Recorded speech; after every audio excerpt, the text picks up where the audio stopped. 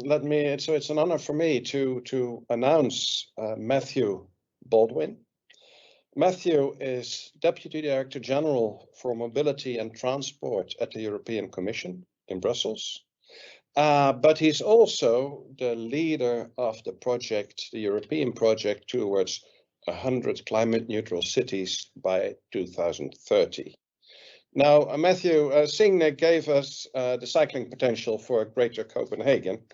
Can you give us the European perspective? How does cycling and what the region here is doing, how does that fit into the European Green Deal? And by the way, so good to see you on the screen ahead of me with that wonderful 30 sign behind you, which I hope that the cities in this region also will adopt in due time. The floor is yours, Matthew. Thank you, Henk, very much. I was tempted to say, after what you said about subsidiarity, the European Union has no role to play. But you quite rightly said that the regions and the cities of Europe should take the lead. And can I just say how absolutely fascinating it was to hear Signe's explanation of what's going on in Greater Copenhagen. It's a brilliant case study of how, I mean, we all talk about it in theory, don't we, Henk, all the time, including a couple of weeks ago in Lisbon, about how cycling can drive green economic growth. And there it is. And I was also really fascinated to hear you say, Signe, that about the unfulfilled potential. I mean, I get most of the rest of Europe, most of the rest of the world would say, well, cycling in Sweden and Denmark, that's finished, that's sorted, nothing more needed to be done. But you've pointed how much more work there is to be done. Of course, having a great chasm of water between helps drive planning minds to work through these issues. But also I appreciate you're not satisfied with your leadership. You want to run fast. You have to run fast to stay ahead. And I think that's bang on, because out here in Brussels, we're catching up. To ask your questions, Henk, more directly, how does it all fit in? You flashed up a picture there a moment ago, Signe, of Frans Timmermans. I'm sorry I'm not Frans Timmermans for all kinds of reasons. He has a much better beard. He's much more powerful. But he has really been pushing hard for the case for cycling. He and indeed others have described the European Green Deal as our new European growth strategy. And I think he too has been identifying cycling's place in that. Let's step back a second and ask ourselves why we're doing this at the European level. We need to reduce our transport greenhouse gases by 90% by 2050. We need to reduce all our emissions by at least 55% by 2030. There is no time left for hanging about. Everyone knows, I think pretty much everyone knows, we've got to get on with that. So we produced a new transport strategy called the Sustainable and Smart Mobility Strategy. It is pretty eloquent, I would say, on sustainable mobility, active mobility, and cycling in particular. For example, it talks about the need to double the provision of safe bike lanes across the European Union by 2030.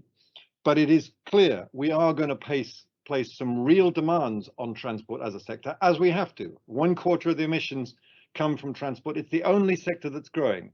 And again, to let you into a little clue, it's not from cycling where the emissions are growing. It's from one or two of the other modes, naming no names. So we're going to be placing intense demands on our system. Every mode must become sustainable. We must find sustainable alternatives where there aren't, where modes are not yet there in the short term, and we must incentivize those other modes. And I think that's crucial when we start to think about the role of active mobility, sustainable mobility, and of course cycling in particular. One of the other commitments made in the Sustainable and Smart Mobility Strategy is to come forward with a new EU mobility framework. I'm sorry to throw all these terrible phrases at you. You must sometimes feel like rolling your eyes and saying, my God, another initiative from Europe. But I think you're going to like this one. We've had an urban mobility strategy since 2013. It's frankly speaking out of date. That's where we started pushing the case for these wonderful things called sustainable urban mobility plans, which often, always, I would say, feature cycling right at their heart. We want to take that further and higher, as you just mentioned, Henk, in the context of things like the 10T. We're trying to make the 10T network function better, both as a network, but also to make the endpoints of that network, the cities, what we call in our technocratic way, the urban nodes, much better functioning, both as the endpoints and the beginning points of the network, but also in themselves to create those cities as more livable, lovable spaces in which to pursue mobility. And it's not just about sustainability. Let's not forget two other crucial words: safety and equity. Safety, we all know, I think 70% of the people dying in our towns and cities are what we still call, probably wrongly, the vulnerable road users. As Bronwyn Thornton has said, we should start calling them the valuable road users because of the contribution that cycling and walking makes to cities. And equity is the other point. Somehow we've managed to get across the idea that, you know, it would be unfair to all these poor car drivers out there if they find it harder to drive in cities. Well, last time I looked, 50% of the residents of Brussels did not have access to a car. And a little tip: it wasn't the rich people in Brussels that didn't have access to a car, it was the poor people. 2/3 of the Berlin neighborhoods, of the poorest neighborhoods, don't have access to a car. So whose interests are we really serving? Equity is important. Sometimes cycling is seen as the preserve of the white metropolitan elite. We've got to break out of that and show how cycling for all, walking for all, sustainable mobility for all is the way forward. And again, I don't want to repeat things that you have said, Hank, and Signe has said, but we need this active mobility if we are to really realize the benefits to cities and we are to reduce the external costs. So at the risk of getting a little bit technical with you, we count in the European Union almost 1 trillion of external costs. That cost is environmental, things like air quality, species loss, habitat degradation, noise. It's about congestion, and it's about the cost of road crashes. If we can get everyone walking and cycling, we're really eating into those at the European level. If we don't get everyone walking and cycling, we don't start to realize the benefits that flow. I mean, the European Cycling Federation, quoting your numbers back at you, Hank, estimate the benefits of cycling to be around 150 billion euros a year. A big chunk of that is health benefits. 18,000 premature deaths can be avoided if we take to our bicycles. 70% lower odds of developing depression. I can say in my case, it's 100% lower odds of developing depression if I get on my bike. It's the best psychological support I can get. And again, as Signe said, it's not just about the tangible, hard economic benefits, it's about the intangibles. Places where children can play, cities fit for citizens to live in, sustainable tourism. It's very interesting, you know, people come to Copenhagen not because it's super cool to bike there, they go there because it's what everyone does. And most eco-tourists that I know want to go where the residents are having a good time, and they want to go to a park, they don't want to go to an eco park. And that's what Copenhagen does. It's just people going about their everyday business. They're not making a vegetarian statement when they ride their bikes. They're just getting from A to B. And so the bike is perfectly placed to take its part in safe and sustainable and equitable urban mobility of the future. Cherish that, celebrate it, drive for it. And when we come, as I hope we will, in 10 days' time to launch our new 100 climate neutral cities, and to answer a point, Hank, you've made to me privately and publicly, where's the cycling plan?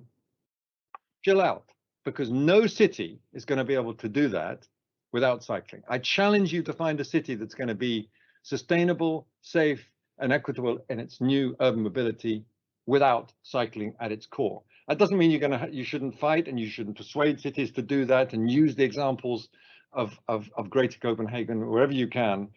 But I think it's going to be an exciting new era, and I really look forward to working on it with you. To let you into a little dirty secret, I'd love to be with you today, but I'd already committed to come to Copenhagen on Thursday. I felt I couldn't spend the whole week in Copenhagen much as I would love to, but I look forward to making your acquaintance again in different places and to riding around in some of the wonderful places that I know and love in Copenhagen. Thanks for your attention. Thank you very much, Matthew. I must perhaps say we are in Greater Copenhagen, but we are in the city of Malmö, which is of course very close to Copenhagen. I've cycled in Malmö, and it's just as lovely. It's and you are most welcome to come see us on this side of the Sound as well. Thank you very much for your, as always, enthusiastic presentation, and also for mentioning indeed issues like safety, equity, and the health benefits, and pointing out that it's really time that we start to take the external costs of motorized traffic into consideration. You talked about vulnerable road users. A small sidestep. In Denmark, they have this phrase called them soft trafikanten, soft participants in traffic, which. And something soft is something nice, and it's something that we need to protect. Not just because they are vulnerable, but because they are something positive. Anyhow, I have one question for you, because I don't think you can stay with us for the full event. I'm very sorry, I'd love to. I really can't. There is this risk, and it was a bit in what you said, that we are in a waiting game, that the EU, of course, it's the regions, it's the regional authorities and local authorities who do need to take action. But then the regions are watching Brussels and are saying something like, tell us to take action, or help us to take action, or support us. And both are waiting for each other. How do you see that? Sorry, how do I see that? I thought you said, how do you say that? I do apologize. Well, I think you're absolutely right, that, you know, we are positive and enthusiastic at the European level. In fact, the UN is pretty enthusiastic too about the health benefits of cycling as well. And cities are doing a lot. And then there's a gap in the middle. And I think that gap is now being filled. I don't know how many of you are aware, but the Benelux countries, Belgium, the Netherlands, Luxembourg, have produced a wonderful statement on cycling and its benefits and how it should be promoted. And I saying this to a Dutchman, of course. I mean, you know that the Netherlands, of course, is one gigantic cycle area, one big cycling suburb. But the significant thing is that I think other countries, notably Denmark, are now signing up to this statement. And I hope we don't just stop there. I think a number of other countries are looking hard at it. And I think it's a very valuable statement. With that, of course, comes not just national position taking, but increasing national commitments. And if you look, and the ECF's done a wonderful study of this, at the funds distributed under the Recovery and Resilience Framework, which is our big bazooka budget to get out of COVID, where we gave guidelines to the member states saying, you know what, if you're doing things on sustainable urban mobility, things like cycling, that's gonna be okay with us in the Commission. And member states, for a large part, have taken up that challenge. Not every country, but a huge number of countries. Countries like Belgium, which has lagged behind too often, have really, I think, done a good job of picking that up. So this stuff is coming. We also see increasing use of common rules on infrastructure. For example, the famous question, which I'm sure you're looking at in the Greater Copenhagen area, about bikes on trains. Which of course are permitted in Denmark and in Belgium and a number of other countries, but not, if I may say, looking slightly at Sweden, not everywhere in the Scandinavian continent. And we now are going to require at European level that future trains are going to have to make provision for a certain number of bike places, new trains. So gradually that's going to step up, and picking up what's Signe was saying about intermodality, encouraging the use of sustainable modes interchangeably is very much the future. So I think it's coming, but I return the ball across to your side of the net, Hank. You work with us to pressurize through your national federations that they also deliver a solid provision for cycling at the national as well as the regional level. Sorry to be a bit long. Thanks again.